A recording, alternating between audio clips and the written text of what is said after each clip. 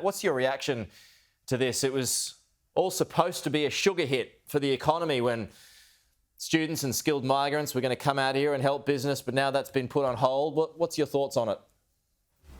Well, Peter, I think it's smarter to be safe rather than sorry here. We really don't know yet whether this variant is good news or bad news. There's some things which indicate that it could be bad news given the mutations and potential to escape the vaccine protection. But it could even be some people like Dr. Nick Coatsworth saying it could be good news. If it's a milder form of the disease, it could crowd out and push out the more severe forms of the coronavirus. So look, I just think right now we've got to make no regrets decisions. Hopefully we can reopen the borders soon because, as you say, that's very important to lots of economic sectors in Australia like tourism and international education. But obviously if we open them too early, it's too late when you might discover that a few weeks later. What happened to living with the virus, though, and living with its variants that inevitably come? Well, we've got to do that too, but obviously when new information comes forward, you've got to reassess what you do. And as I say, there's some people who think this particular variant could be very bad news. I don't know, and I don't think anybody really knows right now. And a 2-week delay is not the end of the world. Sure. It's probably the smartest thing to do right now, given also, of course, that we don't have this variant out and about, at least in our community right now. You're right to say we will have to live with this virus at some stage, but this particular variant, the only examples of it that I know of in Australia have been caught at the border and haven't spread out through local transmission.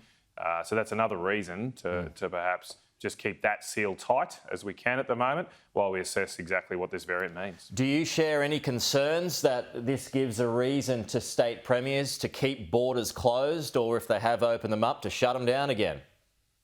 Yeah, well, I am concerned, Peter, that an anagram of Omicron is moronic. So I suppose I'm a little concerned there could be moronic policy responses. I mean, it would be moronic to start shutting down our internal state borders again right now, given, as I say, there's no local transmission of this variant.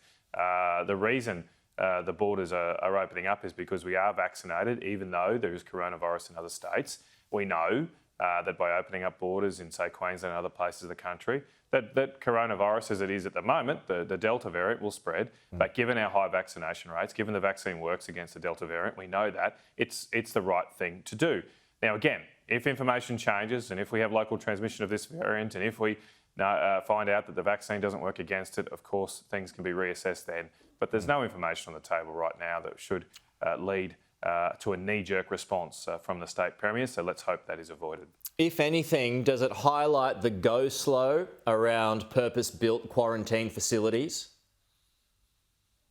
Well, again, I mean, I don't think we need to have a knee-jerk response in that way. I mean, quarantine facilities are being built around the country.